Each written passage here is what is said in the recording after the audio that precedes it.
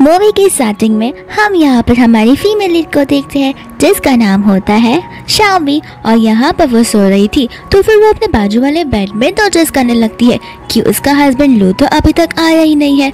फिर वो हमें बताती है कि कुछ दिनों से लू अपने घर पर टाइम से नहीं आ रहा है और न जाने वो रात कहाँ पर स्पेंड कर रहा है। इसके बाद में वो मॉर्निंग में जा रही होती है अपने ऑफिस के लिए तो मिस्टर लू नीचे ही बैठे थे तो वो उसे रोक लेता है और उसे बोलने लगता है कि मुझे तुमसे एक अर्जेंट बात करनी है। लेकिन शाओमी बोलती कि अभी नहीं, मुझे ऑफिस के लिए देर हो रहा है। तो फिर मिस्टर लू से कहने लगता है कि ये जो बात है ये तुम्हारे और मेरे फ्यूचर के रिलेटेड है। ये सुनते ही शाओमी समझ जाती है कि वो किस बारे में बात कर रहा है। यहाँ पर वो उसे कहती है कि तुम डिवोर्स के बारे में बात कर रहे हो। तो मिस्टर लू से हाँ बोलता है और कहने लगता है कि तुम्हें जो भी कंपेंसेशन में चाहिए वो सारी चीजें मैं तुम्हें देने के लिए रेडी हूँ।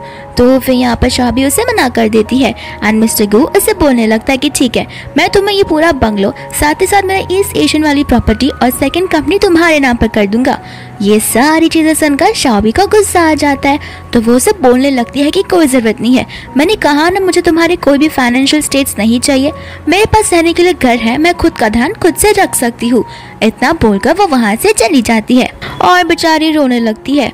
फिर हमें पास का सीन बताया जाता है जहाँ पर एक रात को शाओमी ने कॉल किया था मिस्टर लू को पूछने के लिए कि आखिर वो कब तक घर पर आएगा क्योंकि बहुत रात हो चुकी थी।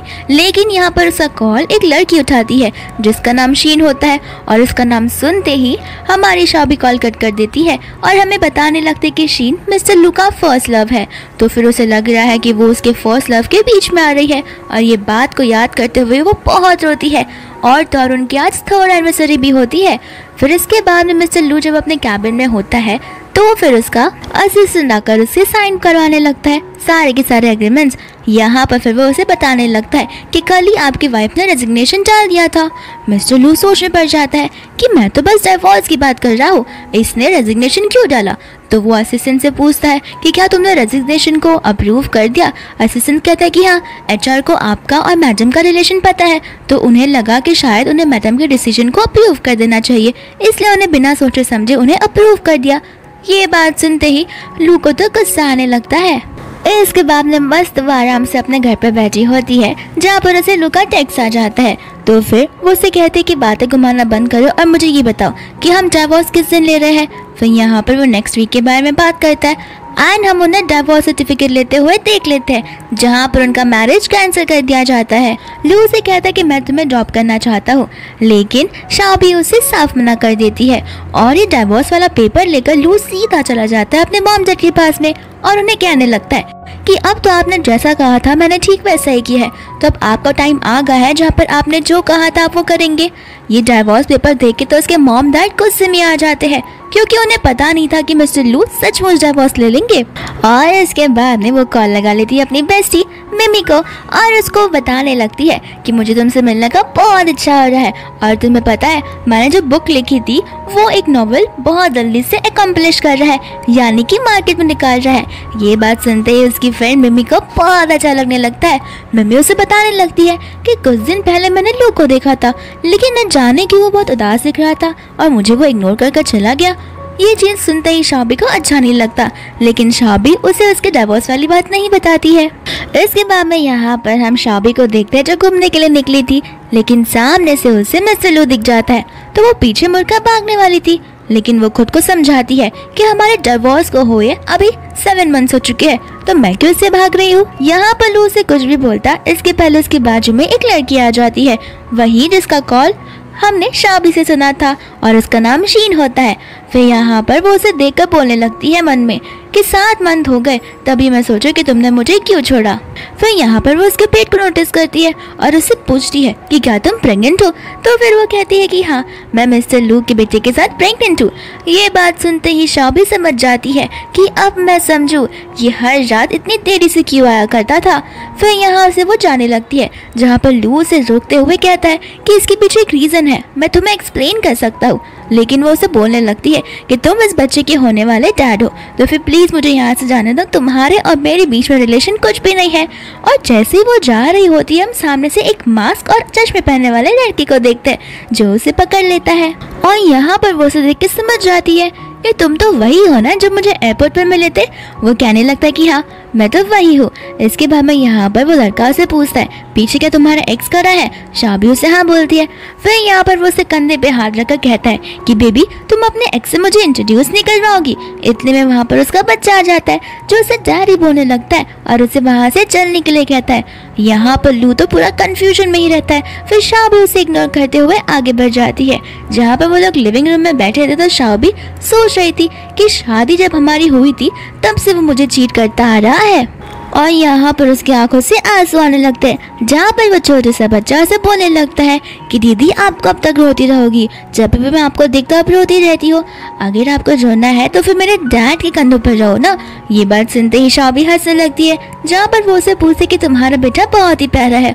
लेकिन यहाँ पर वो लड़का उसे कुछ बोलने वाला था लेकिन वो उसे कुछ नहीं कहता है। इसके बाद में उसका बेटा उसे समझाने लगता है आप तो अपनी लाइफ में सचमुच जीत चुकी हो क्योंकि आपने अपने एक्स को इग्नोर जो किया है। फिर यहाँ पर वो उसे थैंक यू बोलती है और कहती है कि आज जो हुआ अपनी मम्मा को मत बताना लेकिन अच्छी तरीके से। तो उसका बेटा बोलने लगता है कि मैंने तो अपनी मम्मा को ऑलरेडी अपना लोकेशन भेज दिया। ये सुनते ही शाबी डर जाती है और वहाँ से जाने लगती है। और तो और यहाँ पर उस लड़के का नाम होता है जाओ। यहाँ पर बाद में जाओ अपने बेटे को चिल्लाने लगता है। फिर इसके बाद में हम एक सीन देखते हैं जहाँ पर लू ने बहुत ज्यादा ड्रिंक कर लिया होता है और वो शाबी के दरवाजे पे खचखचा रहा था। शाबी सोच रही होती है कि वो दरवाजा खोले या नहीं लेकिन फाइनली वो दरवाजा खोल देती है। जहाँ पर लू अंदर आती है उसे बोलने लगता है कि आखिर तुमने मेरे साथ ऐसा क्यों किया? तुमने मेरे साथ डाइवोर्स लेने से अग्री क्यों किया? यहाँ पर शाबी मन में सोचने लगती है कि खुद ही डाइवोर्स का बोल के मुझे ही क्वेश्चन कर रहा है। खुद ही तो मेरे पास आया था डाइवोर्स लेने के लिए और मुझे ही सवाल जवाब पूछ रहा है।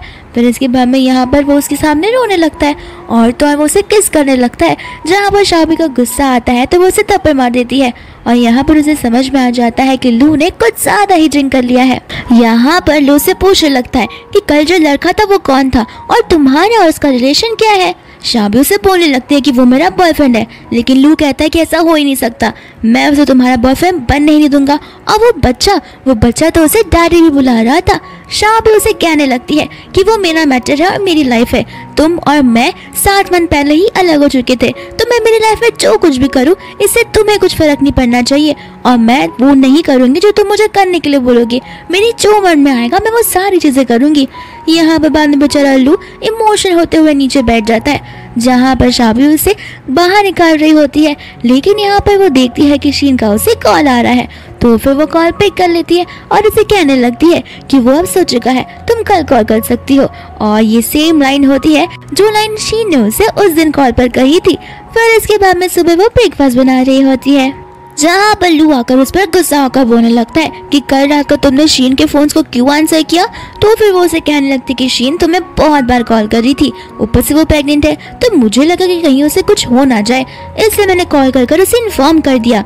यहाँ पर लू को गुस्सा आ जाता है जो उसे कहने लगा कि वो प्रेग्नेंट है, वो उसे स्ट्रेस आ सकता है और उसे हमारे बीच का रिलेशन पता है। तो फिर शाबी उसे बोलने लगती है कि अगर इतना प्रॉब्लम है तो फिर कल रात को यहाँ पर क्यों आ रहे थे रोते हुए? मेरे पास आते ही नहीं तो ये सब होता ही नहीं। फिर यहाँ पर लू से कहने लगता है कि देखो तुम मेरे आने वाले बच्चे को हार्म नहीं पहुँचा सकती। यहाँ पर शाबी को गुस्सा आ जाता है तो फिर वो ब्रेकफास्ट वहीं पर छोड़कर चली जाती है। यहाँ पर लू पहुँच जाता है हॉस्पिटल में जहाँ पर हम शीन को देखते हैं और शीन उसे बोलने लगती न जाने मुझे कुछ समझ भी नहीं आ रहा है कि मुझे इस बेबी को अबॉर्ट करना चाहिए या फिर नहीं, लेकिन लू उसे अबॉर्शन से मना कर देता है। तो वो उसे कहने लगती है कि अगर मैंने ये बेबी को रखा तो मैं काम नहीं कर पाऊंगी। उसे लू कहने लगता है कि तुम काम की चिंता मत करो, तुम खाली अपनी हेल्थ और बेबी की हेल्थ पर फोकस करो। फिर वो उसे माफ़ी मांगने लगती है और कहती है कि मुझे माफ़ कर दो, कल रात को मुझे ऐसे कॉल नहीं करना चाहिए था, मुझे नहीं पता कि तुम शाबी के साथ थे, बेचारी शाबी को बुरा लगा होगा। लू उसे कहने लगता कि आजू बाजू की बात करना बंद करो। फिर शीन उसे कहती है कि तुम सच में इस बेबी को इस दुनिया में लाना चाहते हो ना? मिस्टर लू उसे कहने लगता है कि हाँ, मैं इस बेबी को इस दुनिया में लाना चाहता हूँ और मैं सबसे अच्छा डैड बनकर रहूँगा।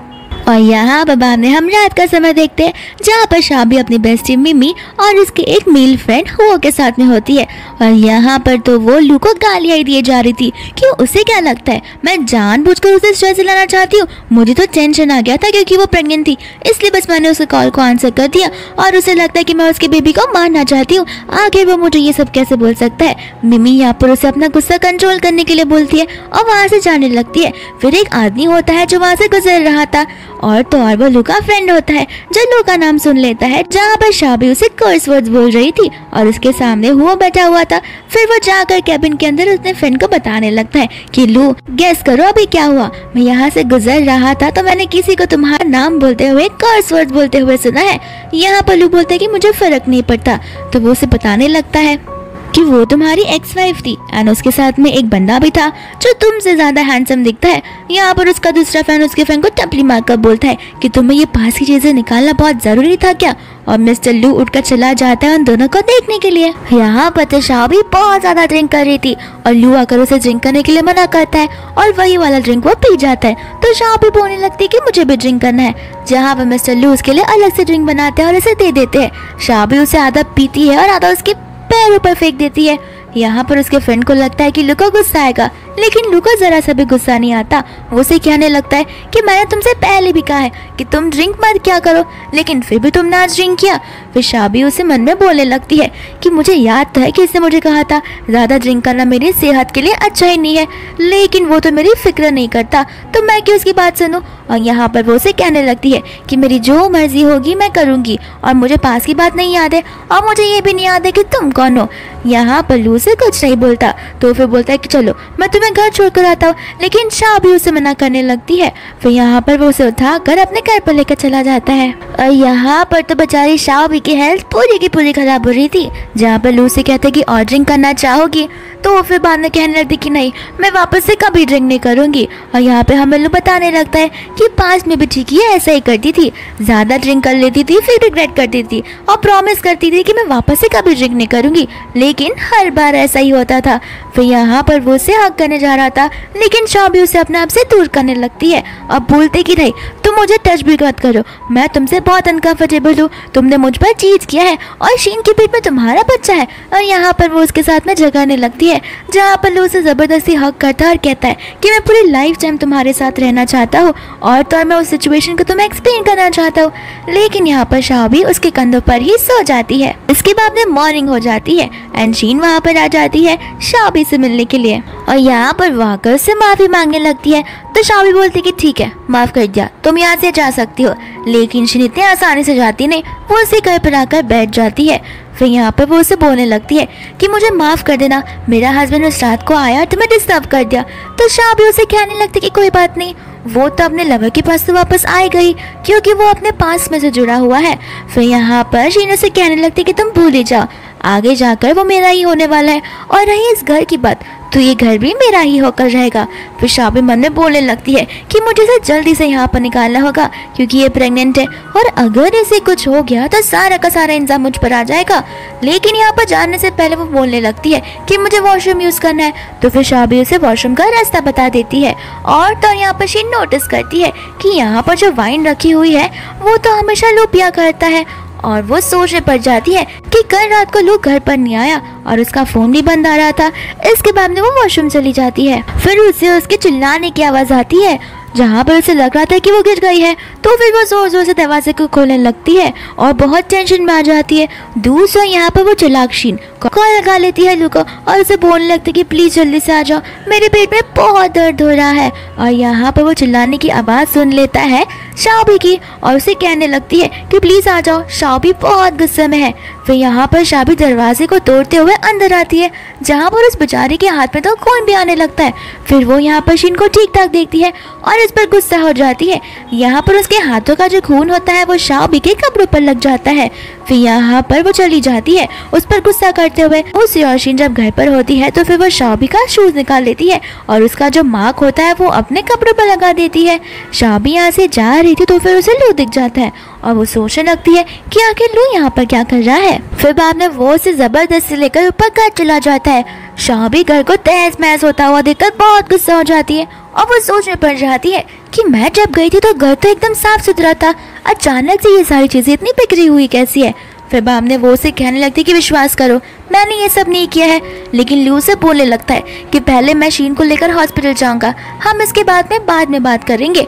और यहाँ से वो चला जाता है। फिर यहाँ पर जब वो हॉस्पिटल में रहता है तो फिर उसका फ्रेंड उसे बोलने लगता है कि तुम्हें नहीं लगता हद से ज्यादा इसके पेट में दर्द होता है, और तो जो वो खून वहाँ पर है वो उसका खून नहीं है, मैंने अभी टेस्ट करके देखा है। फिर यहाँ पर लू को शक आने लगता है।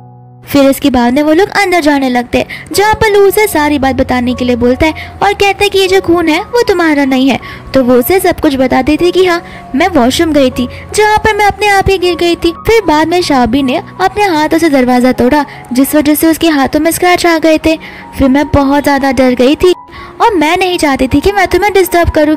मुझे लगता है कि मुझे इस बच्चे को अकेले पालना चाहिए, क्योंकि मैं बार बार तुम्हें डिस्टर्ब किए जा रही हूँ। लेकिन लू उसे कह देता है कि कोई बात नहीं, ये जो बच्चा है वो हमारी लू फैमिली का वंशज है, तो फिर उसका ध्यान तो मुझे भी रखना होगा। और तो यहाँ पर गुस्से में आ जाता है क्योंकि शाबी को चोट लगी होती है। फिर वो वहाँ से चला जाता है। इसके बाद में शाबी अपने कुशन पर मस्त से लेटी होती है और वो वहाँ पर आ जाता है, जो उसे बोलने लगता है कि आखिर हो क्या रहा है। फिर शाबी उसे सारी बात बताने लगती है। हुआ कहता है कि लगता है उसके एक्टिंग स्किल्स कुछ ज्यादा ही काम आ रहे हैं, आखिर में वो एक्टर जो है। फिर बाद में शाबी उसे बोलने लगती है कि मैं एक राइटर हूँ, ये जो हरकतें करती है वो तो मैं भी नहीं सोच पाती हूँ। ऐसा लगता है कि इससे मुझे आइडिया लेना चाहिए और अपनी बुक में उतार देना चाहिए। और अब आई बड़ी एक्ट्रेस कितनी गंदी एक्टिंग करती है झूठ बोलने की। फिर यहाँ पर वो सोने लगती है, तो फिर वो उसका घर क्लीन करता है। इतने में ही वहाँ पर लू आ जाता है, तो फिर हुआ उन दोनों को बात करने के लिए अकेला छोड़ जाता है। यहाँ पर लू देखता है कि उसके हाथों में चोट लगी हुई है, तो फिर वो आकर उसकी मरहम पट्टी करने लगता है। और तो और उसके फेस को देख ही जा रहा था कि मैंने अपनी लाइफ टाइम में कभी भी इसे शांति से सोते हुए और मुस्कुराते हुए नहीं देखा। यहाँ पर शाबी बोलने लगती है कि हुआ तुम क्या कर रहे हो। लू कह रहा है कि मैं हुआ नहीं हूँ, जरा अपनी आंखें खोल कर देखो। शाबी उसे यहाँ से जाने के लिए बोलती है, लेकिन लू उसे यहाँ से जाने के लिए साफ मना कर देता है और कहने लगता है कि मैं यहाँ से नहीं जाने वाला। शाबी उसे बोलने लगती है, तो फिर तुम यहाँ पर क्यों आए हो। लू से कहने लगता है कि मुझे पता चल गया कि तुम्हारी गलती नहीं है। शाबी उसे बोलने लगती है कि अगर वो प्रेग्नेंट नहीं होती तो मैं उसे सचमुच जिंदा मार डालती, लेकिन मैं बस उस बच्चे की वजह से चुप हूँ। लू उसे माफी मांगने लगता है और कहता है कि मैं अपनी 5 बातों क्लियर करने के लिए आया हूँ और 3 डिमांड्स है मेरे। शाबी बोलती है कि तुम कौन होते हो डिमांड करने वाले। लू उसे बोलने लगता है कि पहली चीज तुम्हें ये घर को छोड़कर जाना होगा, क्योंकि मुझे नहीं चाहिए कि बाहर कोई भी कहे कि यहाँ पर तुम्हारी एक्स वाइफ रहती है, ना कि तुम्हारी होने वाली न्यू वाइफ। और साथ साथ मेरी सेकंड डिमांड कि तुम हर मंथ जाकर मेरी ग्रैंडमा से मिलोगी। शाबी बोलने लगती है कि तुम्हारे मॉम डैड को मेरे डाइवोर्स के बारे में पता है, तो ग्रैंडमा को क्यों नहीं। लू से बोलने लगता है ग्रैंडमा की तबीयत अक्सर खराब होती रहती है, इसलिए मैंने उन्हें अपने बारे में नहीं बताया और वो तुम्हें बहुत एडोर करती है। और डिमांड नंबर 3, मैं नहीं चाहता कि तुम किसी भी मर्द के आसपास घूमो। ये चीज सुनकर तो शाबी को गुस्सा आने लगता है और वो बोलती है कि भूल जाओ, तुम भूल जाओ कि मैं तुम्हारे सारे डिमांड फुलफिल करने वाली हूँ।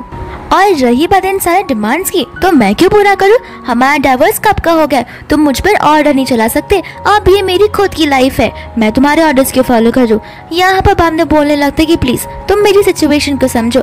शाबी बोलती है कि ठीक है, मैं भी डिमांड करूंगी और वो सिर्फ एक डिमांड होगा, अगर तुम इसे पूरा करोगे तो फिर मैं तुम्हारे सारे डिमांड्स पूरी कर दूंगी। और यहाँ पर शाबी का इकलौता डिमांड यही होता है कि वो शीन से दूर रहे। लू उसे कुछ बोल नहीं पाता। शाबी बोलती कि देखा, खुद तो डिमांड पूरा नहीं कर सकते और आए बड़े मुझ पर हुक्म चलाने वाले। फिर हमने हुआ से कहने लगता है कि उसके पेट में मेरा होने वाला बच्चा है जो लू फैमिली का टैग बिलोंग करेगा, इसलिए मुझे आए दिन उसका ध्यान रखना पड़ता है। इतने में उसे शीन का कॉल आ जाता है, जहाँ पर शाबी उनकी बातों को सुन लेती है और तो लू से बहुत रूडली बात करता है कि तुम्हें ये जानने की जरूरत नहीं है मैं कहाँ पर हूँ, तुम बस खुद का और उस बेबी का ध्यान रखो और मेरे बारे में पता करना बंद कर दो और अपनी हदों में रहो। यहाँ पर शाबी सोचने लगती है कि मुझे तो लगा था इनका रिलेशन बहुत लवी डवी कपल जैसा होगा, लेकिन वो तो एकदम स्ट्रेट फॉरवर्ड है, वो उससे कुछ ऊपर नीचे की बात करता ही नहीं है। एंड यहाँ पे वो अपने बेडरूम में चली जाती है और हुआ को कॉल लगा लेती है और कहने लगती है कि तुम आखिर कैसे फ्रेंड हो, तुम मुझे अपने एक्स हस्बैंड के पास छोड़कर चले गए। वो बोलता है कि उसे कुछ इंपॉर्टेंट बात करनी थी। शाबी बोलती है कि इसकी इंपॉर्टेंट बातें गई बाहर में, मैं तो तुमसे बात कर रही हूँ ना, तुम्हें उस और मुझे अकेला छोड़कर नहीं जाना चाहिए था। वो उसे समझाने लगता है कि जैसा तुम सोचती हो वैसा लू नहीं है, तुम्हें उसे थोड़ा समय देना चाहिए और थोड़ा टाइम। शाबी बोलने लगती है कि तुम मेरे फ्रेंड हो या उसके फ्रेंड हो, इतना जल्दी तुमने साइड बदल दिया, तुम्हें पता है ना कि शीन प्रेग्नेंट है उसके बच्चे के साथ में। यहाँ पर वो हंसते हुए कहता है कि तुम पक्का एक स्क्रिप्ट राइटर हो जो इस तरह की बातें करती हो। इतना बोलकर वो कॉल को कट कर देता है और शाबी सोचने लगती है कि कल तक तो वो उसके अगेंस्ट था, अचानक से वो लू की बातों में कैसे आ गया। यहाँ पापा में शाबी अपनी दोस्त मम्मी से बात कर रही होती है और वो उससे कहने लगती है कि मैं मेरी मॉम के घर जा रही हूँ उनसे मिलने के लिए और मैं कुछ दिन वहीं पर रहूंगी। मम्मी उसे कहती है कि तुम्हें नहीं लगता कि तुम्हारी मम्मा को शक जाएगा। शाबी उसे कहने लगती है कि टेंशन मत लो, मेरी मॉम को मैं इस बारे में पता नहीं होने दूंगी। ये बात पता लगने की तो एक ना एक दिन मैं उन्हें सामने से ये सारी बातें बता दूंगी। और शाबी पहुंच जाती है अपनी मम्मा के घर में, जहाँ पर उसकी मम्मा उसे देखकर बहुत खुश होती है और इसे हक करने लगती है। फिर शाबी हमें बताती है कि ये जो इसकी मॉम है वो इसकी बायोलॉजिकल मॉम नहीं है, इसकी मम्मा ने इसे अडॉप्ट किया था और इसकी शादी भी वापस की थी, जहाँ पर उसकी मॉम ने उसके बाद से कोई भी बच्चे को अडॉप्ट नहीं किया और ना ही जन्म दिया है। और वो शाबी को अपनी इकलौती बेटी मानती है और इसे लाइफ टाइम वो खुशियाँ देती आ रही है और उसका वीक पॉइंट भी मैं ही हूँ। उसकी मामू से बोलने लगती है कि आई हो तो 3-4 दिन तो कम से कम रुकोगी ही ना, मैं नहीं चाहती कि तुम आज के आज ही वापस चली जाओ। तो फिर शाबी उसे कहती है कि मैं यहाँ पर 1 मंथ रहूंगी। ये बात सुनते उसकी मम्मा शॉक हो जाती है और कहती है कि 1 मंथ, इतना ज़्यादा, तुम्हारी मदर इन लॉ को कुछ प्रॉब्लम नहीं होगी क्या? तो शाबी बोलती कि नहीं, मैं उन्हें बता कर आई हूँ। इतने में यहाँ पर लू का कॉल आ जाता है उसकी मम्मा को। तो फिर वो उनसे बात करने लगती है, जहाँ पर उसकी मम्मा शाबी को बोलती है कि देखा तुम्हारा हस्बैंड कितना जेंटलमैन और कितना काइंड हार्टेड है, वो मेक श्योर करता है कि तुम हमेशा सेफ रहो और देखो उसने मुझे कितनी सारी चीज़ें भिजवाई है। शाबी यहाँ पर सोचने लगती है कि न जाने क्यों मेरी मॉम के साथ अभी भी रिलेशन कर रखा है, डिवोर्स तो मुझसे ले लिया लेकिन मेरी लाइफ में मेरे साथ लोगों का पीछा नहीं छोड़ रहा है ये इंसान। फिर यहाँ पर वो लोग सोने के लिए जाते हैं और उसकी मम्मा से पूछ लेती है कि मैंने नोटिस कर रही हूँ कि तुम्हारा मूड अच्छा नहीं है और तुम बहुत उदास हो, कहीं कुछ ज़्यादा सीरियस बात तो नहीं है? तो शाबी उन्हें कहने लगती है कि हाँ, मैंने अपनी कंपनी में अपना जॉब छोड़ दिया, तो मैं बस इसी टेंशन में हूँ कि मैं आगे क्या करूँ। उसकी मामू से दूसरी कंपनी ज्वाइन करने के लिए बोलती है। शाबी कहती कि नहीं, मेरा जो पैशन है वो है स्क्रिप्ट राइटिंग करना और उसके अलावा मुझे और कुछ आता ही नहीं है, तो मैं बस इसी उलझन में पड़ चुकी हूँ। मामू उसकी बोलने लगती है कि टेंशन मत लो। शाबी उससे पूछती है कि क्या इनिशियल स्टेजेस पर आपके साथ भी इतनी सारी डिफिकल्टीज आई थी? उसकी मॉम कहने लगती कि हाँ, लेकिन समय के साथ साथ सब कुछ बदल दिया। फिर शाबी हमें बताने लगती है कि उसकी मॉम का डिवोर्स हो चुका था क्योंकि उसके जो डैड थे वो किसी और से प्यार करते थे और ठीक इसी तरह मेरा हस्बैंड भी किसी और से प्यार करता है, तो एक ना एक दिन मेरे साथ तो ये होना ही था। और रात के समय शाबी यहाँ पर उसे टेक्स्ट कर देती है कि मैं चाहती हूँ कि तुम अपनी लाइफ में खुश रहो और मेरा पीछा छोड़ दो। फिर यहाँ पर वो सोचने लगता है कि लगता है ये मुझसे सचमुच पीछा छुड़ाना चाहती है और मुझे भूल चुकी है। नेक्स्ट डे लू आ जाता है उसके घर पे और उसकी मॉम के लिए गिफ्ट लेकर। शाबी सोचने लगती है एक बार फिर से मुझे हंसने का नाटक करना होगा। इसके बाद में यहाँ पर उसकी मम्मा शाबी को जबरदस्ती लू के बाजू में बैठा देती है। शाबी उठने की कोशिश करती है लेकिन लू उसका हाथ पकड़ देता है और उसे वहाँ से जाने नहीं देता। और उसकी मम्मा उसे बताने लगती है कि देख रही हो लू तुमसे कितना प्यार करता है, वो तुमसे सेकंड डे ही मिलने के लिए आ गया।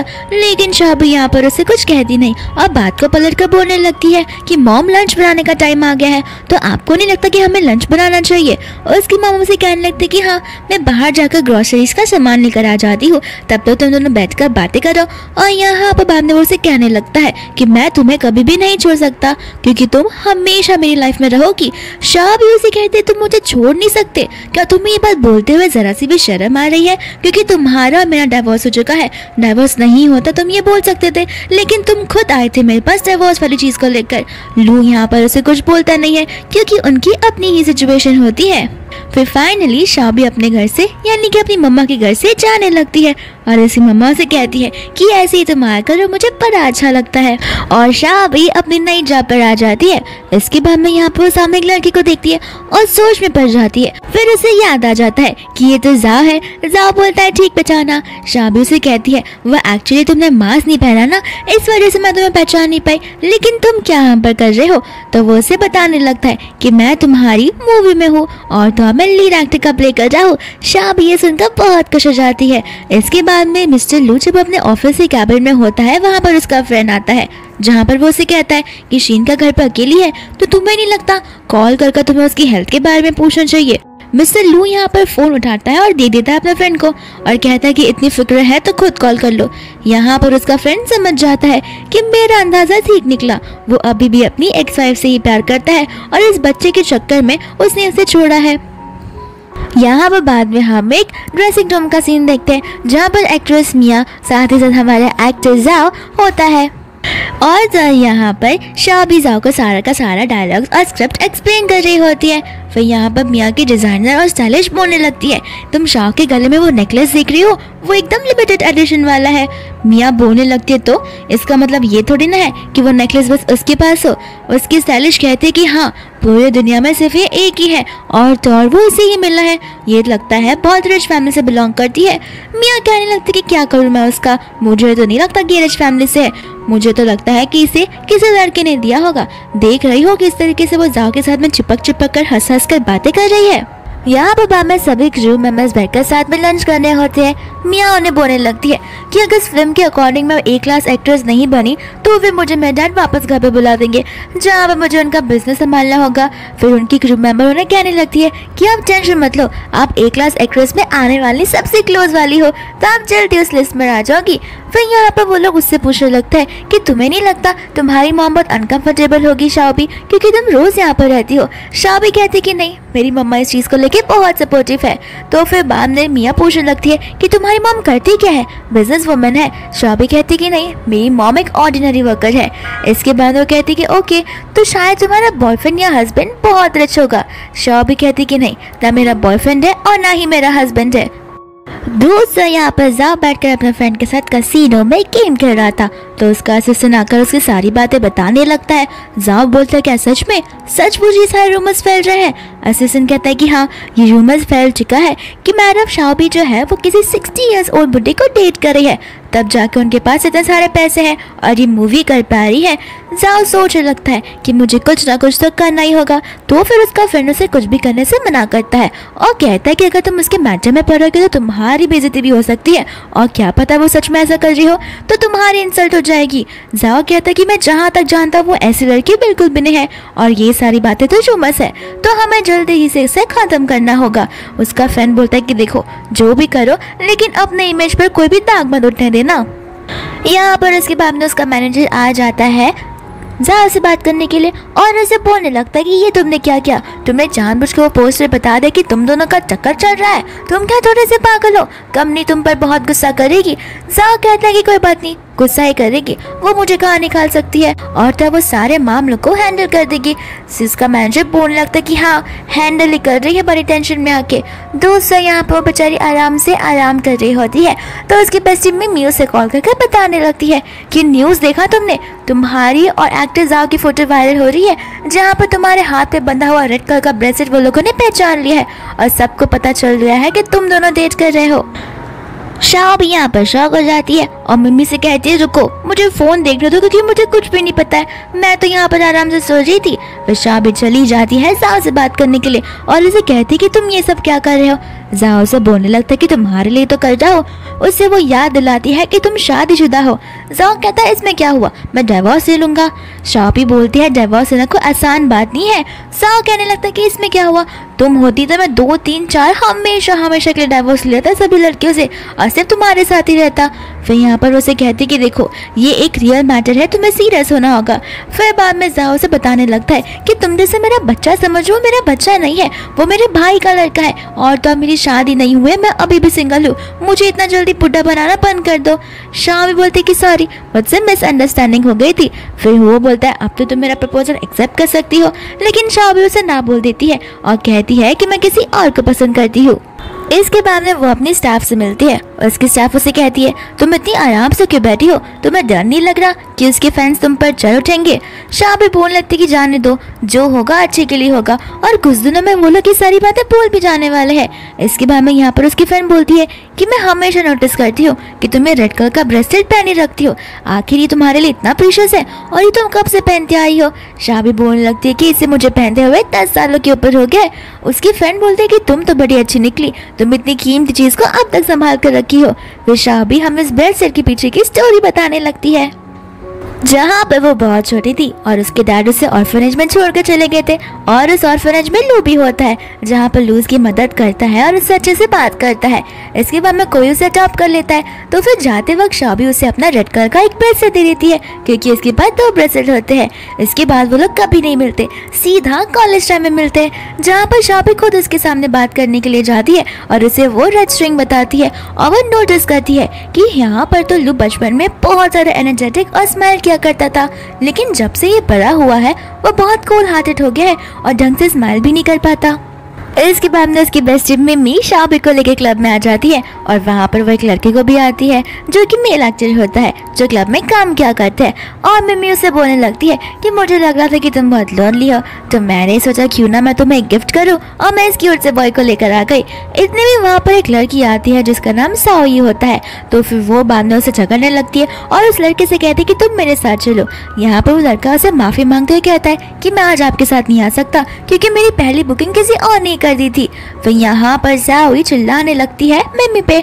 फिर बाद में उससे वो बोलती है, लेकिन यहाँ पर शाबी से कहने लगती है कि मेरी बेस्ट फ्रेंड को चिल्लाना तो तुम बंद करो, तुम इस लड़के से पूछ लो कि उसे तुम्हारे साथ जाना है या फिर नहीं। यहाँ पर उसे गुस्सा आता है तो साओई सीधा थप्पड़ मार देती है मिमी को और ये उसकी बेस्टी शाबी देख नहीं सकती। तो फिर वो भी चली जाती है साओई के साथ में झगड़ा करने के लिए, जहाँ पर उन तीनों में कैट फाइट होने लगती है। और वहाँ का मैनेजर चला जाता है मिस्टर लू को सब बताने के लिए और मिस्टर लू यहाँ पर उस रूम के अंदर आ जाता है और उनसे पूछने लगते कि आखिर चल क्या रहा है। यहाँ पर मिमी फटाक से शाबी के आगे आ जाती है और उसे छुपाने लगती है। मैनेजर लू को सब कुछ बता देता है, जहाँ पर लू बोलता है कि ठीक है आज जो कुछ भी हुआ है इसे यहीं पर दफना देते हैं और तो मैं यहाँ का सारा कॉस्ट पे कर दूंगा। इसके बाद में यहाँ पर वो बोलने लगता है कि तुम मेरे सामने आओगी या फिर नहीं। मिमी समझ जाती है कि इसने शाबी को देख लिया है। फिर वो शाबी के पास आता है जहाँ पर वो उसके नेक पर मार्क देखता है और बोलता है कि ये किसने किया। तो वो जाई बोलने लगती है कि तुम्हारी वाइफ ने भी तो मुझे मारा है, यहाँ पर देखो कितना बड़ा स्क्रैच आया है। लू यहाँ पर गार्ड्स को बुलाता है और उस लड़की को वहाँ से भिजवा देता है और उससे पूछता है कि आखिर ये लड़का किसके लिए है। तो मिमी एक्साइटमेंट में कह देती है कि मैंने तो ये शाबी के लिए मंगवाया है। फिर यहाँ से लू उसे उठाकर घर लेकर चला जाता है और उसे बेड पर आकर पटक देता है। यहाँ पर वो उसे बोलने लगता है कि क्या उसने तुम्हें टच किया। शाबी बोलती है किया तो इससे तुम्हें क्या फर्क पड़ता है, वापस याद दिला रही हूँ कि हमारा डिवोर्स हो चुका है। लेकिन यहाँ पर वो उसे कुछ नहीं सुनता और उसे कहता है कि मुझे तुम्हें सबक सिखाना ही होगा। और यहाँ पर वो अपनी टाई निकाल कर उसकी हाथों को टाई से बांध देता है। इसके बाद में उसे कहता है कि क्या उसने तुम्हें टच किया। वापस से वो उसे सेम सवाल पूछता है। शाबी बोलती कि मैं तुम्हारा जवाब नहीं देने वाली। और यहाँ पर बाद में वो उसे किस करना शुरू कर देता है और इसे हिके देना भी। नेक्स्ट डे जब शाबी अपने काम पर जाती है तो फिर वो फुल कपड़े पहन के जाती है। उसके स्टाफ उसे पूछती है तुम्हें गर्मी नहीं लग रही क्या। तो वो बहाने मारने लगती कि नहीं एक्चुअली मुझे कोल्ड हो गया है इसलिए मुझे ठंड लग रही है, इस वजह से मैं फुल कपड़े पहन कर आई हूँ। और उसके स्टाफ उसे बोलने लगती कि बंद करो, मैं तुम्हें बहुत टाइम से जानती हूँ, अब तो मुझे बता दो। तो फिर शाबी बोलने लगती ठीक है ये मेरी फ्रेंड की स्टोरी है। और उसकी फ्रेंड बोलती कि फ्रेंड की स्टोरी, खुद की स्टोरी है ऐसा बोलो ना। तो शायद बोलती कि ठीक है मेरी स्टोरी है और उसे बताने लगती कि मेरा एक्स है जहाँ पर हमारा ब्रेकअप हो चुका है, लेकिन अभी भी वो मुझ पर रूल करता है, मुझे ऑर्डर्स देता रहता है और मेरे पास ही रहना चाहता है। तो फिर वो उसे कहती है तो ये तो अच्छी बात है ना, वो तुम्हें अभी भी प्यार करता है। शाबी बोलती है प्यार मुझसे, अगर प्यार मुझसे करता है तो जाकर किसी और लड़की को कैसे वो प्रेग्नेंट कर सकता है। और उसकी फ्रेंड उसे बोलती है कि ये तो बड़ी बुरी बात हुई, लेकिन क्या पता कुछ मिसअंडरस्टैंडिंग हो जो तुम मुझसे बात कर सॉल्व कर सकती हो। शाबी कहती है कुछ मिसअंडरस्टैंडिंग नहीं है, इस चीज को 8 महीने होने के लिए है और तुम्हें लगता है 8 महीनों से मिसअंडरस्टैंडिंग चल रही होगी। इसके बाद में लू घर पर होता है जहाँ पर उसकी मॉम उसे शीन से शादी करने के लिए कहती है, लेकिन लू बोलता है नहीं मैं नहीं करने वाला। उसकी मॉम बोलती है आखिर तुम कब सुधरोगे, जब देखो तब अपनी बात मनमानी करते रहते हो, कभी तो हमारी सुन लिया करो। मिस्टर लू उसे बोलने लगता है कि देखो उसके साथ शादी करना इम्पॉसिबल है और मैं उससे शादी अपनी लाइफ में कभी भी नहीं करूंगा। अगर दुनिया में आखिरी लड़की भी बची होगी तो मैं सिर्फ और सिर्फ शादी से शादी करूंगा। इसके बाद में हम यहाँ पर शूटिंग वाले सीन पर आ जाते हैं जहाँ पर शाबी खड़ी होती है तो उसकी फ्रेंड आकर उसे बोलने लगती है कि वो देख रही हो उस हैंडसम लड़की को, वो हमारी मूवी का इन्वेस्टर है। शाबी बोलती है कि ये हमारी मूवी का इन्वेस्टर है और यहाँ पर वो सोचने पड़ जाती है कि अब तो मुझे इससे मिलना ही पड़ेगा। इसके बाद में यहाँ पर मिया बोलने लगती है तुम चाहो तो तुम जाकर मेरी वैन में रेस्ट कर सकती हो।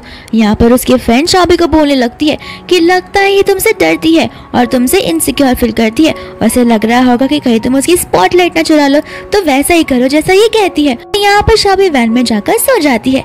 लू से ढूंढने लगता है और तो मिया को लगता है कि वो उसे देख रहा है, असिस्टेंट आकर उसे कुछ बताता है। तो फिर लू चला जाता है मिया से बात करने के लिए। तो वो पूछता है कि क्या ये वैन तुम्हारी है। मिया बोलती है हाँ। तो वो कहता है कि मैं कुछ देर यहाँ पर आराम करना चाहता हूँ और वो उस वैन की तरफ चला जाता है। मिया यहाँ पर गुस्सा हो जाती है कि आखिर मैंने शाबी को उस वैन के अंदर क्यों भेजा। यहाँ पर नोटिस करता है कि शॉबी को बहुत तेज बुखार है, तो फिर वो उसे कहते हैं कि चलो मैं तुम्हें लेकर हॉस्पिटल में चलता हूँ, लेकिन शॉबी हॉस्पिटल जाने से मना कर देती है। तो फिर लू अपनी पॉकेट में से मेडिसिन निकालता है और उसे देने लगता है। फिर यहाँ पर वो दोनों रेस्ट करते हैं। इसके बाद में सभी क्रू मेंबर्स आ जाते हैं डिनर करने के लिए, जहाँ पर सभी लोग वाइन उठाकर टॉस करने लगते हैं। लेकिन यहाँ पर लू शॉबी का वाइन ले लेता है और उसके हाथों में पानी का ग्लास दे देता है। फिर वो लोग बैठ जाते हैं और आपस में बातें करने लगते हैं, जहाँ पर लू शॉबी को सूप सर्व करता है। यहाँ पर वेट्रेस आकर उसके ग्लास में वाइन डाल देती है, जहाँ पर शॉबी उसे पीने ही वाली थी, लेकिन लू उस वाइन को ले लेता है। इसके बाद में शॉबी बोलने लगती है कि मिस्टर लू, आप क्या चाहते नहीं हो कि मैं आपको एक टॉस अरेंज करूं, यानी कि चीयर्स करूं। लेकिन यहाँ पर वो उसे कहता है कि अगर तुम ज्यादा ड्रिंक कर लोगी तो घर कैसे जाओगी। सभी लोग बोलने लगते हैं कि लू अपने मेंबर्स का कितना ख्याल रखता है। तो शॉबी उसके सेक्रेटरी से बोलती है कि क्या कंपनी में तुम्हारा भी ऐसे ख्याल रखता है। उसका असिस्टेंट जूजर बोलता है कि हाँ, वो ऐसे ही मेरा ध्यान रखते हैं, अगर मैं बीमार पड़ जाऊँ तो मुझे हॉस्पिटल भी लेकर जाते हैं। फिर यहाँ पर लू उसकी तरफ बढ़ता है और उसे कानों में कुछ तो बोलता है, जहाँ पर उसके हाथों में एक पानी का ग्लास होता है तो वो गिर जाता है मिस्टर लू के ऊपर। फिर वो टिश्यू लेके साफ करने लगती है और गलती से कहीं और टच हो जाता है, तो लू से उसको जाकर देखने लगता है। यहाँ पर वो नर्वस हो जाती है, जहाँ पर उसके हाथों से लू का फोन भी गिर जाता है और यहाँ पर वो बहुत एम्बैरेसिंग फील करने लगती है और वॉशरूम चली जाती है। तो उसकी फ्रेंड सिया भी उसके साथ चली जाती है। सिया उसे बोलने लगती है कि तुम्हें समझ भी आ रहा है तुम क्या कर रही हो, वो हमारा इन्वेस्टर है, वो तुम्हें बहुत हल्के में ले रहा है। अगर गलती से उसे गुस्सा आ गया तो इन्वेस्टमेंट समझो निकल जाएगी और तुम्हारी मूवी नहीं बन पाएगी। इसके बाद में वो कहती है कि तुम जाओ बाहर रुको, मैं आती हूँ। लेकिन सिया बाहर आती है तो शॉबी वहाँ पर होती नहीं। शॉबी असल में होती है उसके इन्वेस्टर के साथ में, यानी कि मिस्टर लू के साथ में। यहाँ पर मिस्टर लू उसको वॉल के अगेंस्ट में पिन करता है और तो उसे किस करने के लिए आगे बढ़ता है, लेकिन शॉबी उसे मना कर देती है। फिर वो उसे कहने लगता है कि हमारे बीच में जो कुछ भी हुआ है ये मिसअंडरस्टैंडिंग है। शॉबी बोलती है कि मैं तुम पर यकीन नहीं करती, मुझे यहाँ से जाने दो। फिर यहाँ पर वो उसे बता देता है कि शीन के पेट में जो बच्चा है वो मेरा नहीं है। तो वो उसे कहती है कि अब अगर तुम मुझे ये सब बता रहे हो, जब मैंने पूछा तो तुमने हाँ बोला कि वो लू फैमिली को बिलोंग करता है। तो फिर वो कहता है कि हाँ बिलोंग तो करता है, लेकिन मैंने आज तक शीन को टच भी नहीं किया है और वो मेरा बच्चा नहीं है। मैं यहाँ पर आज रात को 10 बजे बेजन जा रहा हूँ, मैं जैसे रिटर्न आऊँगा मैं तुम्हें सारी चीज़ें एक्सप्लेन कर दूंगा सही मौके पर। फिर यहाँ पर वो उसे हक करता है और उसे माफ़ी मांगने लगता है। शॉबी उसे कहते हैं कि हम एक बार फिर से कोशिश कर ले तो मुझे नहीं लगता कि हम वापस पहले जैसे रह पाएंगे, क्योंकि कुछ भी हो जाए शीन हमारे बीच में आएगी और मुझे वो सारे 5 ट्रॉमास को वापस नहीं लाना है। फिर वापस से लू से सॉरी बोल देता है। सिया यहाँ पर शॉबी को पूछने लगती है कि आखिर तुम्हारा और उस इन्वेस्टर का क्या रिलेशन है। शॉबी उसे सब कुछ बता देती है कि वो मेरा एक्स हस्बैंड है। सिया पूछती कि तो अच्छा तुम इसी बारे में बात कर रही थी। फिर यहाँ पर वो उसे कहती है कि वापस से शादी कर लो, क्योंकि वो बहुत हैंडसम दिखता है। फिर उसे वो बोलती है कि तुम्हें डर नहीं लगा मुझे ये सब बताते हुए, अगर मैंने तुम्हारे सीक्रेट्स लीक कर दिए तो। शॉबी बोलती कि जाओ कर दो, मुझे तुम पर पूरा भरोसा है। यहाँ वो बाद में नेक्स्ट डे शॉबी और सिया बैठकर न्यूज़ पढ़ रहे होते हैं, जिसमें लिखा होता है कि फेमस एक्ट्रेस शीन का एक हस्बैंड है और तो और वहाँ पर कोई एक लड़की है जो जानबूझकर बेचारे उसके हस्बैंड पर लाइन मार रही है, और ये मैसेज किसी और ने नहीं बल्कि शीन ने ही फैलाया होता है। दूसरा यहाँ पर मिया आ जाती है, जो शॉबी की तरफ देखकर बोलने लगती है कि मुझे तो लग रहा था कि कोई मिस्टर लू को सेड्यूस करना चाह रहा है और किसी को तो लग रहा था कि मिस्टर लू उसमें इंटरेस्टेड है, लेकिन वो तो बस मजाक कर रहे थे। इतना बोलकर वो वहाँ से चली जाती है। जहाँ को सिया को गुस्सा आता है, वो मिया के पीछे जाने वाली थी, लेकिन शॉबी उसे कहती है कि जाने दो, उसे ये सारी चीज़ें नहीं पता है। यहाँ पर बाद में एक क्रू मेंबर आके शॉबी को बोलने लगता है कि तुम घर कैसे जाओगी, बाहर सभी रिपोर्टर्स कर रहे हैं तुम्हारा इंटरव्यू लेने के लिए, मुझे तो लगता है कि शायद तुम्हें यहाँ पर ही रुकना होगा। फिर दूसरा हम यहाँ पर देखते हैं शीन को, जहाँ पर वो पेट पर हाथ रखते हुए सोच रही थी कि मुझे जल्द से जल्द कुछ ना कुछ तो करना ही होगा, जिस वजह से लू मुझसे शादी कर ले और इसकी आधा से ज़्यादा प्रॉपर्टी की मालकिन मैं बन जाऊँ, और अगर मैंने ऐसा नहीं किया तो मेरी जितनी मेहनत थी वो सब कुछ वेस्ट हो जाएगी। शॉबी यहाँ पर अपने घर पर पहुंचकर सो रही होती है। इतने में उसे मिलने के लिए लू आ जाता है। तो फिर वो उससे पूछते कि तुम्हारा आज कैसे आना हुआ। लू कहते हैं कि तुम कब से सो रही थी, मैं कब से तुम्हारा दरवाज़ा खटखटाया जा रहा था। शॉबी यहाँ पर फिर उसे पानी देती है। लू उसे बोलता है कि तुम इतनी काम डाउन क्यों लग रही हो, तुम्हें टेंशन नहीं आ रहा और तुम हाइपर भी नहीं हो रही हो। शॉबी उसे कहने लगती है कि मैं क्या करूँ, न्यूज़ फैली तो फैलने दो, ऐसी भी जो फेक न्यूज़ होती है वो बहुत जल्दी फैलती है, और अगर किसी ने मुझसे प्रूफ मांगा तो फिर मैं तुम्हारा डाइवोर्स सर्टिफिकेट उन्हें दिखा दूंगी, जहाँ पर मैं एक मिस फ्यूचर से सीधा एक्स वाइफ बन जाऊंगी और सभी लोग तुम्हें दोषी ठहराने लगेंगे और एक चीटर कहकर बुलाएंगे। तो फिर वो उसे पूछता है फोटोज अपलोड क्यों नहीं किए। शाह भी बोलते कि मेरे पास वो डाइवोर्स पेपर्स नहीं है, मैं उसे मॉम के घर पर छोड़कर आ गई हूँ इस वजह से। फिर यहाँ पर लू से बोलता है कि कुछ करने की जरूरत नहीं है, मैं सारी चीज़ों को हैंडल कर दूंगा। इसके बाद में लू घर पर पहुंच जाता है। वो शीन से कहने लगता है कि मैं चाहता हूँ तुम मीरा के सामने आओ और सभी को सारी सच्चाई बताओ। शीन कहती कि नहीं, मैं ये नहीं कर सकती, मेरे होने वाले बच्चे के फ्यूचर का सवाल है, अगर किसी को पता चल गया तो वो जिंदगी भर पुली होता रहेगा। लू बोलता है कि देखो मुझे सब कुछ पता है, इसलिए मैं चुपचाप तुमसे एक बात करने के लिए हूँ, अगर मैं चाहता तो मैं पुलिस कंप्लेंट भी कर सकता। शीन बोल रही थी कि मुझे समझ नहीं आ रहा तुम कहना क्या चाहते हो। यहाँ पर वो उसे कहने लगता है कि तुम्हें क्या लगता है मुझे पता नहीं चलेगा जो न्यूज़ तुमने फैलाई है। यहाँ पर शीन शॉक हो जाती है और कहती है कि जैसा तुम सोच रहे हो वैसा नहीं है, आखिर मैं तुम्हारे और तुम्हारी एक्स वाइफ के खिलाफ न्यूज़ क्यों फैलाऊंगी, इसमें मेरी भी तो बदनामी होगी। लू कहता है कि नाटक करना बंद करो। उसका असिस्टेंट सारे प्रूफ के साथ आ जाता है, उस फोन के साथ भी, और कहता है कि यही वो फोन है जिसे तुमने ट्वीट किया था और तुम्हें लगता है कि मुझे कुछ पता भी नहीं चलेगा। वो फोन वाले स्क्रीनशॉट सारी चीजें देखकर तो शीन के होश ही उड़ जाते हैं। यहाँ पर बाद में वो कहने लगते कि प्लीज मेरे बारे में ये सब बोलो मत। लू कहता है कि बस करोगी, हमारे पास वो डिटेक्टिव भी है जिसे तुमने मेरे पीछे लगा कर रखा है और हमेशा मेरा पीछा करने के लिए रखा है। तुम क्या चाहते हो कि मैं सामने ये सब चीजें एक्सपोज कर दूं? फिर यहाँ पर वो गलती से गिरने वाली थी जहाँ पर लू से पकड़ने वाला था। वो कहने लगती कि देखा अभी भी तुम मेरी फिक्र करते हो। लू बोलता है कि मैं तुम्हारी नहीं, तुम्हारे पेट में होने वाले बच्चे की फिक्र करता हूँ, अगर उसे कुछ भी हुआ तो याद रखना मैं तुम्हें डिसोन कर दूंगा। और रही बात शाओबी की, तो तुमने उसे वापस से कुछ नुकसान पहुंचाने की कोशिश की तो मैं तुम्हें और तुम्हारे होने वाले बच्चे दोनों को डिसोन कर दूंगा। इतना बोलकर वो वहाँ से चला जाता है। यहाँ पर बाबा मिम्मी और शाओबी साथ में बैठे होते हैं जहाँ पर वो लोग लेटेस्ट न्यूज़ पढ़ रहे थे। और तो यहाँ पर मिम्मी बोलने लगती है कि तुम्हें नहीं लगता तुम्हें वापस से उसके साथ शादी कर लेनी चाहिए, क्योंकि देखो तो उसने इतना अच्छा न्यूज़ फैला है। जहाँ पर सभी लोग कमेंट कर रहे हैं कि एकदम सपने जैसी तुम्हारी लव स्टोरी है। यहाँ पर शाओबी भी उस वाली न्यूज़ को देखकर बहुत खुश हो जाती है, लेकिन वो सोचने लगती है कि शीन प्रेग्नेंट है, ये बात इसने मीडिया में क्यों नहीं फैलाई है। इसके बाद में यहाँ पर लू जा रहा होता है अपने कार में, तो फिर उसका असिस्टेंट उसे बताने लगता है कि हमने डॉक्टर से कांटेक्ट किया था जहाँ पर उन्होंने हमें बताया था कि मिसेस शीन को कोई फिजिकल प्रॉब्लम नहीं है, बल्कि वो थोड़ी सी मेंटली स्टेबल नहीं है। लू कहने लगता है कि ठीक है, इन सब बारे में हम बाद में पता कर सकते हैं। इसके बाद में यहाँ पर लू और शाओबी बैठकर बात कर रहे होते हैं जहाँ पर लू के स्टमक में अचानक पेन होने लगता है, तो फिर वो उसे मेडिसिन देकर आराम करने के लिए बोलती है। लू यहाँ पर सो जाता है तो शाओबी उसके असिस्टेंट को कॉल करके सब कुछ बताने लगती है। उसका असिस्टेंट भी उसे कहने लगता है कि मैं उन्हें 6 मंथ से कहता आ रहा हूँ कि चेकअप के लिए चले जाओ, लेकिन वो चेकअप के लिए जा ही नहीं रहे हैं। तो फिर शाओबी बोलती कि ठीक है, कल इवनिंग का अपॉइंटमेंट बुक कर लो, मैं खुद उसके साथ जाऊंगी और चेकअप करवा कर आऊंगी। इसके बाद में वो लोग डॉक्टर के पास चले जाते हैं और डॉक्टर लू का फ्रेंड ही होता है। यहाँ पर वो बोलने लगता है कि अचानक से लू ने इस चेकअप के लिए अपॉइंटमेंट बना दिया। मैं कब से सोच रहा हूँ कि मैं इसे 6 मंथ से बोलता आ रहा हूँ, लेकिन इसने मेरी बात नहीं सुनी और मैं समझ गया कि जरूर तुम्हारा इसके पीछे हाथ होगा, इस वजह से वो चेकअप करवा रहा है। इसके बाद में वो लू से कहती कि मैं बाहर ही बैठी हूँ, तुम्हारा चेकअप हो जाएगा तो मुझे बुला लेना। यहाँ पर वो बाहर बैठी होती है तो फिर दूसरी ओर से शीना और उसकी मम्मा को आते हुए देखती है जहाँ पर उसकी मम्मा उसे एक्सप्लेन कर रही थी। इसी बाद में शाओबी उन्हें देख के वहाँ से जाने लगती है तो शाओबी का फोन नीचे गिर जाता है। शीन की मम्मा उसे मिसेस बुला के वो फोन देने लगती है। शाओबी जैसे ही पीछे मुड़ती है और उसकी मम्मा एक एक करके उसे सुनाना शुरू कर देती है। यहाँ पर शाओबी उसे बोलती है कि आपकी क्लास का क्या, आप तो मुझे बड़ा सुना रही हो पूरे पब्लिक के सामने और आप इसे स्टैंडर्ड्स बोलती हो। यहाँ पर उसकी मम्मा को गुस्सा आता है तो वो उसे कहने लगती है कि तुम नई मूवी बना रही हो ना, देखना तुम्हारी नई मूवी तो कामयाबी नहीं हो पाएगी।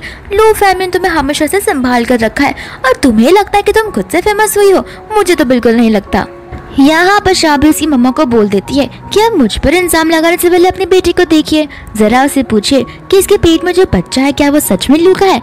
यहाँ पर शीन को गुस्सा आ जाता है तो फिर उसका हाथ पकड़कर बोलने लगती है कि आखिर तुमने किससे ये सारी बातें कही है।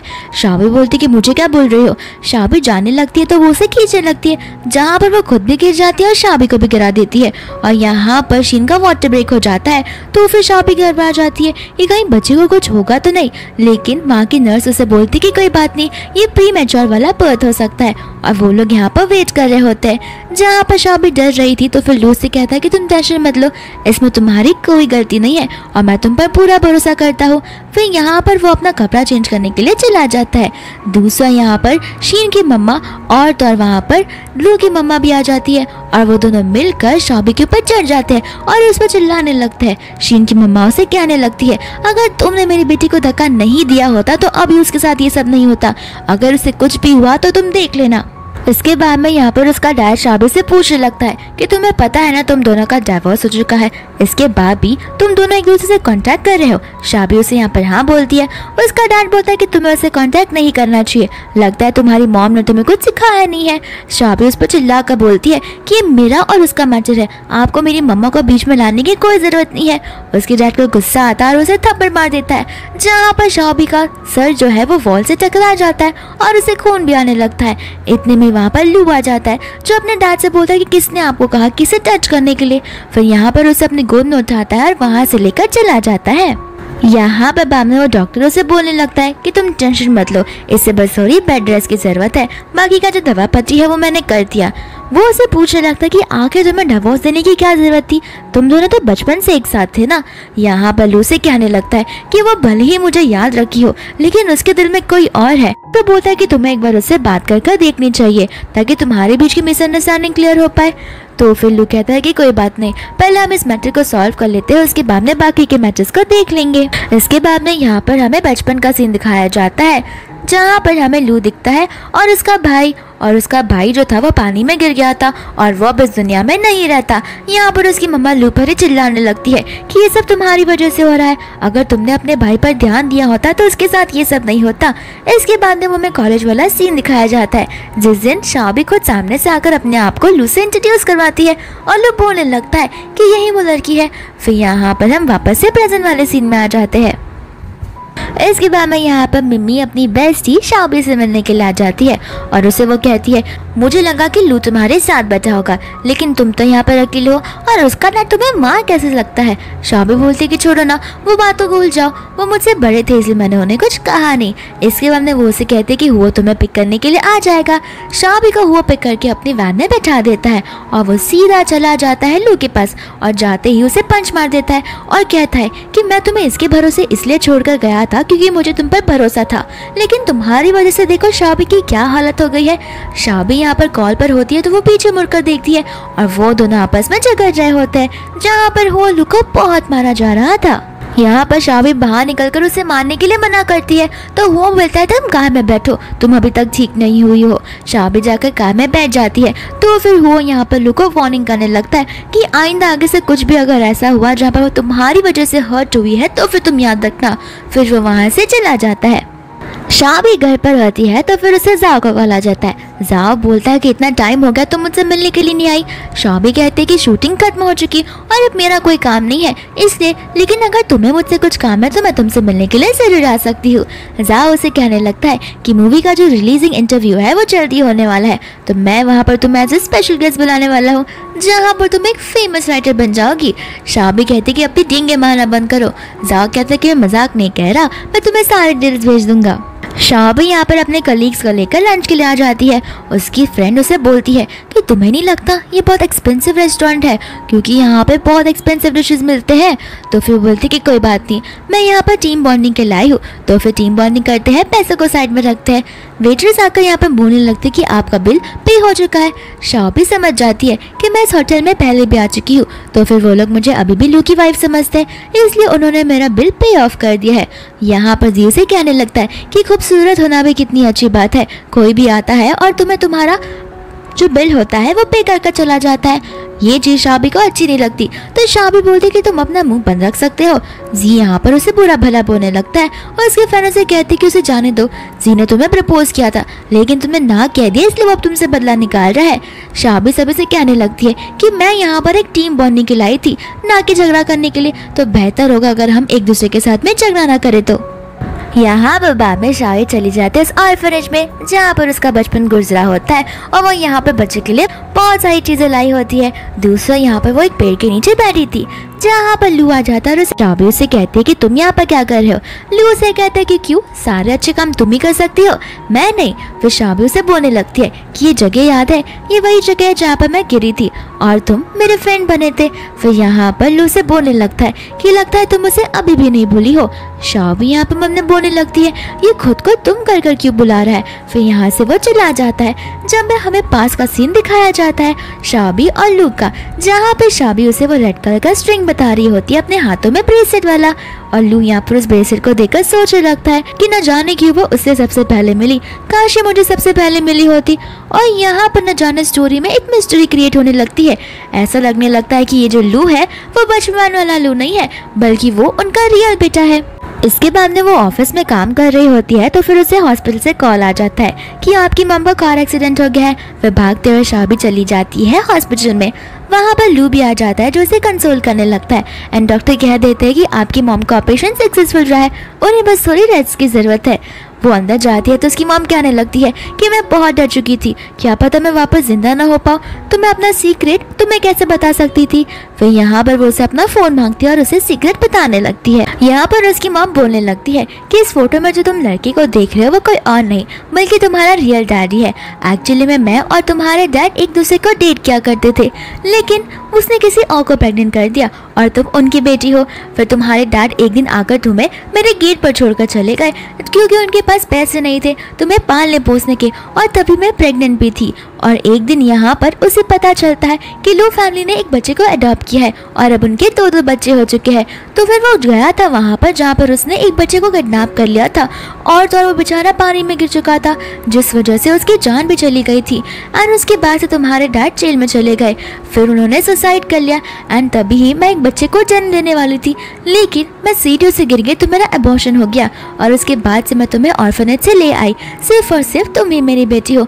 यहाँ पर सारी सच्चाई जानकर बेचारी शाबी तो बहुत शॉक हो जाती है और समझ जाती है कि आखिर क्यों लू की फैमिली मुझे इतना हेट करती है और न जाने लू को ये सारी बातें पता भी होगी या फिर नहीं।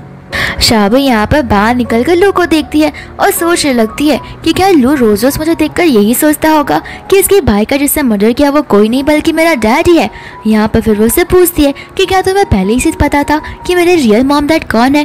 लू उसे हाँ बोलता है और शाबी यहाँ पर उसे माफ़ी मांगने लगती है। लू कहता है कि देखो तुम और तुम्हारे डैड बिल्कुल अलग पर्सनालिटीज है, तो फिर तुम्हारे डैड के कर्मों के लिए तुम अपने आप को सजा मत दो, तुम बिल्कुल अलग हो और बहुत अच्छी हो, मैं तुम्हें अच्छे से समझता हूँ। वह यहाँ पर असिस्टेंट याद आता है जो उसे काम की बात बोलने लगता है, तो फिर वो वहाँ से चला जाता है। इसके बाद में शाबी वहाँ से जा रही होती है तो फिर एक चोर आता है जो उसका बैग लेकर भागने लगता है, लेकिन सामने चांद खड़ा होता है जो उस चोर को पकड़ लेता है और शाबी को उसका बैग दे देता है। फिर यहाँ पर शाबी को वो चेक करने के लिए बोलता है कि देखो कहीं कुछ घुमा तो नहीं है। शाबी कहती है कि मेरा फ़ोन नहीं है, तो वो उसे फ़ोन देता है कॉल करने के लिए, जहाँ पर शाबी उसके हाथों में से खून निकलता हुआ देखती है। तो वो चली जाती है मेडिकल शॉप में कुछ दवाइयाँ लेने और यहाँ पर वो उसकी चोट पर मरहम पट्टी करने लगती है। फिर बाद में वो उसके लिए कैब बुलाता है, साथ ही साथ में वो उसे कैब के पैसे भी देता है। शाबी यहाँ पर उसका नंबर और उसका नाम नोट कर लेती है। इसके बाद में कार आती है जो बॉस छान को लेने के लिए आती है और छान कहता है कि इस लड़की को मेरे पास बुलाओ। उसका फ्रेंड बोलने लगता है कि बॉस मुझे पता ही था कि आपको ऐसी फिगर वाली लड़कियां बहुत पसंद है। उसका बॉस उसे टपली मारकर बोलता है कि उसे क्रिटिसाइज करना बंद करो, वो मेरी वुमन है। फिर वो लोग यहाँ से चले जाते हैं। इसके बाद में यहाँ पर शाबी जब अपने ऑफिस में होती है तो फिर उसे छान का कॉल आ जाता है और उसे वो कहने लगता है कि मुझे तुम्हारा फ़ोन मिल चुका है, तो फिर तुम ठीक उसी जगह पर मिलना जहाँ पर हम कल मिले थे। यहाँ पर वो उसे कार में बैठने के लिए बोलता है।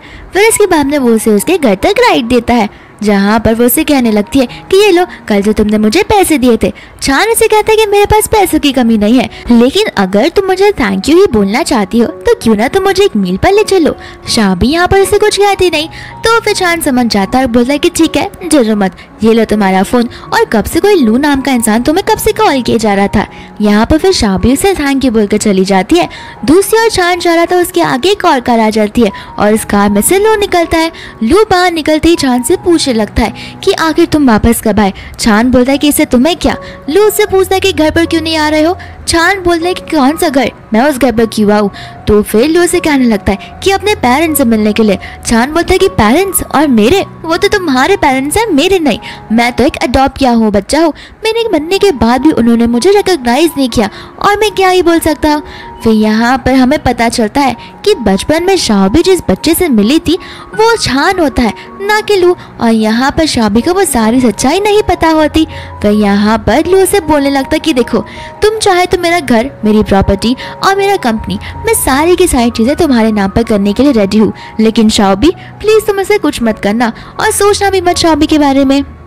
यहाँ पर बाद में वो अंदर कार में बैठ जाता है, जहाँ पर वो असिस्टेंट से बोलता है कि ध्यान रखना शाओबी इससे आगे से ना मिले और नजर रखना कि वो उससे सच्चाई का पता ना लगने दे।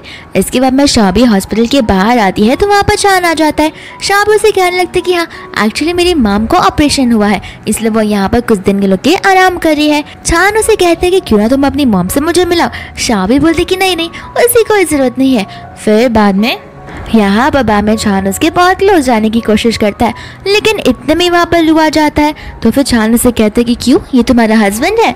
शाओबी बोलते कि नहीं, हमारा डिवोर्स ऑलरेडी हो चुका है। इसके बाद में यहाँ पर लू उसे बोलता है कि जब भी तुम फ्री रहोगे तब मुझसे मिलने के लिए आ जाना। छान यहाँ पर उसे ना बोलकर चला जाता है। शाओबी उसे बोलने लगती कि तुम दोनों एक दूसरे को जानते हो। फिर बाद में लू से कहने लगते कि देखो, मैं तुम्हें सारी चीज़ें समझा सकता हूँ, वो मेरा भाई है जो उस दिन पानी में गिर गया था। शाओबी बोलते लेकिन वो तो मर चुका था ना। तो वो उसे बताने लगते कि नहीं, वो मरा नहीं था, वहाँ पर के जो गैंगस्टर थे उसके बॉस ने इसे ढूंढा और उसके बाद में उसी ने इसे पाला पोसा है। तब से लेके अब तक वो मुझे और मेरी फैमिली को हेट करता आ रहा है। शाओबी यहाँ पर सोचने पड़ जाती है कि गिनने वाला तो एडेप्टिव बेटा था, यहाँ पर मुझे कुछ समझ में नहीं आ रहा, लेकिन वो अपने दिमाग पर इतना जोर नहीं डालती। इसके बाद में वो लोग उसकी मॉम का पैकिंग कर रहे होते हैं क्योंकि आज उसकी मॉम डिस्चार्ज होने वाली थी। फिर यहाँ पर उसकी मॉम बोलने लगती है कि ऐसा बेटा और दामाद हो तो और क्या चाहिए। यहाँ पर सन इन लॉ से कहने लगता है कि मॉम, मैं नहीं चाहता कि आप अपने घर पर रहो, मैं चाहता हूँ कि आप मेरे दूसरे वाले घर पर रहो, वहाँ पर मेड और डाइटिशियन है, वो सभी लोग आपका ध्यान रखेंगे। शाओबी मन में बोलने लगती है कि इतना अच्छा ऐसे बन रहा है जैसे देव दैता हो। फिर इसके बाद में वो लोग घर पर चले जाते हैं, जहाँ पर वो मेड से आकर बोलने लगती है कि मैंने सारे खाने तैयार कर दिए, लेकिन मेरी लास्ट 2 मंथ की सैलरी नहीं आई है, तो क्या आप मुझे वो दे सकती हो? फिर शाओबी सोचने लगती है कि हाँ, मैं कुछ दिनों में तुम्हें दे देती हूँ। शाओबी यहाँ पर याद करती है कि हमेशा के ड्रॉवर में कुछ ना कुछ पैसे तो रखे होते हैं और वो ड्रॉवर से पैसे निकालने के लिए चली जाती है, जहाँ पर वो डाइवोर्स सर्टिफिकेट्स को देख लेती है। तो फिर वो उसे खोलकर देखने लगती है, लेकिन जैसे वो उन्हें खोलती है वो यहाँ पर शॉक हो जाती है क्योंकि उन सर्टिफिकेट में रियल वाला स्टैम्प नहीं होता और यहाँ पर वो बहुत बड़े सदमे में चली जाती है। फिर यहाँ पर लू आता है तो उसे पूछता है कि आखिर तुम्हें क्या हो गया, और वो उसे कहने लगती है कि तुम मुझे एक बात बताओ, अगर कोई लोग डाइवोर्स लेते हैं तो उनके सर्टिफिकेट में एक स्टैम्प होता है, सही ना? तो वो कहता है कि हाँ। फिर यहाँ पर उसे क्लिक होता है कि शाह ने तो डाइवोर्स सर्टिफिकेट्स देख लिए होंगे। शाह भी उससे डाइवोर्स सर्टिफिकेट्स देखकर पूछने लगती है कि तो जरा मुझे इसके बारे में एक्सप्लेनेशन देना कि आखिर इसमें तुम्हारे स्टैम्प और सील क्यों नहीं है। यहाँ पर वो उसे माफ़ी मांगने लगता है और कहता है कि ये फेक डाइवोर्स एग्रीमेंट्स है। शाह भी कहती है कि फेक, अगर तुम्हें डाइवोर्स लेना ही नहीं था तो फिर तुमने डाइवोर्स की बात क्यों की। यहाँ पर वो उसे सब कुछ समझाने लगता है कि मेरे पेरेंट्स मुझे फोर्स कर रहे थे और मैं तुमसे डाइवोर्स लेना नहीं चाहता था। शाह भी कहने लगती कि तुम मुझे हमेशा अंधेरे में रखते आए हो, अगर तुम्हें शीन से प्यार है तो उसके पास ही चले जाओ, आखिर तुम मेरे पीछे क्यों पड़े हो, मेरी लाइफ भी साथ साथ खराब किए जा रहे हो। लू से समझाने लगता है कि जैसा तुम सोच रहे हो वैसा बिल्कुल भी नहीं है, शीन और मेरे दिल में कभी भी नहीं थी, स्टार्टिंग से लेके अब तक मैं शीन को एक नज़र उठा के तक नहीं देखता हूँ और मेरे पास उसके लिए जरा सी भी फीलिंग्स नहीं है, तो मुझ पर भरोसा कर देखो। शाह भी यहाँ पर उससे कुछ कह ही नहीं रही होती। लू यहाँ पर डरने लगता है और उसे बोलता है कि प्लीज़ चुप मत रहो, तुम्हें मुझे मारना है मारो, चिल्लाना है चिल्लाओ, लेकिन इस तरीके से चुप मत रहो। शाह भी यहाँ पर खड़े होकर जाने लगती है तो लू से पूछता है तुम जा क्यों रही हो। शाह भी बोलती कि मुझे यहाँ से जाना है रियल डाइवोर्स सर्टिफिकेट्स लेने के लिए। लू उसे ये सब करने से मना करता है। शाह भी बोलती कि ठीक है, मुझे यहाँ से जाने तो दो। लू कहता है कि तुम यहीं पर रुको, मैं खुद ब खुद यहाँ से चला जाता हूँ, और वो मन में कहने लगता कि इस बार तो शाबी मुझे माफ़ बिल्कुल भी नहीं करेगी। दूसरी ओर उसकी मम्मा शाबी को इस हालत में देख लेती है, कहती है कि मैंने तुम दोनों की चिल्लाने की आवाज़ सुनी। शाबी कहती है बस हो गया मॉम, मैं अब और सहन नहीं कर सकती। उसकी मम्मा को लगा कि उनका झगड़ा हुआ है तो उसकी मम्मा से समझाने जा रही थी, लेकिन शाबी उन्हें कुछ भी कहने से मना कर देती है और वो ऊपर आराम करने के लिए चली जाती है। इसके बाद में शाबी चली जाती है जाओ के साथ में डिनर डेट पर और यहाँ पर वो लोग बात करने लगते हैं। जहाँ पर जाओ से कंटिन्यूस से देखे जा रहा था, शाबी उसे बोलने लगती है अगर तुम मुझे ऐसे देखते जाओगे तो मैं खा नहीं पाऊंगी। जाओ से कहता है कि मैं तुम्हें देख के जा रहा हूँ, इस वजह से मैं खा नहीं पा रहा। शाबी कहते कि बस करो, इतनी चीज़ी फ्लर्टिंग लाइन्स ना जाने तुम्हें कहाँ से सीखे है। यहाँ पर बाद में उसे कहने लगता है कि तुमने मेरे बारे में एक बार सोचा कि तुम और मैं फ्यूचर में बहुत अच्छे कपल्स बन सकते हैं। शाबी बोलने लगती है कि इफ तुम्हें पता नहीं तो मैं तुम्हें बता दूं, मेरा डिवोर्स अभी तक नहीं हुआ है, वो एक फेक डिवोर्स थे। तो फिर वो उसे कहता है कि हाँ समझ सकता हूँ मैं तुम्हारी बात, और तुम्हारे हाथ पे वो रेड कलर का ब्रेसलेट देखकर मैं समझ गया हूँ कि वो दूसरा ब्रेसलेट जरूर तुम्हारे हस्बैंड के पास ही होगा। लेकिन मैं एक चीज़ तुम्हें याद दिला दूँ, अगर तुम्हें अच्छे से याद है तो ऑर्फनेज में हम टोटल 7 बच्चे थे, उनमें से तुम एक बच्चे को भूल गई हो और वो एक बच्चा कोई और नहीं बल्कि मैं ही हूँ। यहाँ पर शाबी कंफ्यूज हो जाती है। इसके बाद में हमें लू के घर का सीन दिखाया जाता है जहाँ पर उसका डॉक्टर वाला फ्रेंड आ जाता है और उसे कहता है कि तुम ये सब क्या कर रहे हो, क्योंकि उसने कुछ ज़्यादा ही ड्रिंक करके रखी थी और वो कुछ हफ्तों से बाहर तक निकला था। तो फिर वो उसे बोलता है कि मुझे मेरी ड्रिंक वापस दो। उसका डॉक्टर वाला फ्रेंड उसे कहता है कि अभी उठो, जाओ और जाकर फेस वॉश कर आओ और साथ में नहा भी लेना। लेकिन लू ऐसा करने से मना कर देता है। तो उसका फ्रेंड बोलता है कि ठीक है, मैं अभी कॉल करके शाबी को सब कुछ बता देता हूँ, फिर देखना। तो फिर उसे कहता है कि नहीं कॉल मत लगाओ, मैं अभी जा रहा हूँ। फिर यहाँ पर वो चला जाता है जहाँ पर वो मिरर के सामने बस खड़ा होता है। डॉक्टर वाला फ्रेंड बोलने लगता है कि अब क्या मैं खुद आकर तुम्हारा मुंह धुलाऊं। जैसे ही वो आगे बढ़ता है लू उसे वापस जाने के लिए बोलता है और यहाँ पर उसका डॉक्टर वाला फ्रेंड कॉल कर साइकियाट्रिस्ट को बुला देता है जो कि दिमाग के डॉक्टर होते हैं। फिर यहाँ पर वो आ जाते हैं। उसका डॉक्टर वाला फ्रेंड सारे कर्टन को खोलने लगता है और घर में रोशनी कर देता है। लू को गुस्सा आ जाता है और उसे कहता है कि वापस कर्टन लगाओ, लेकिन वो ऐसा करने से मना करता है। इतने में ही वो साइकियाट्रिस्ट आ जाता है जहाँ पर वो लू से सवाल जवाब करने लगता है।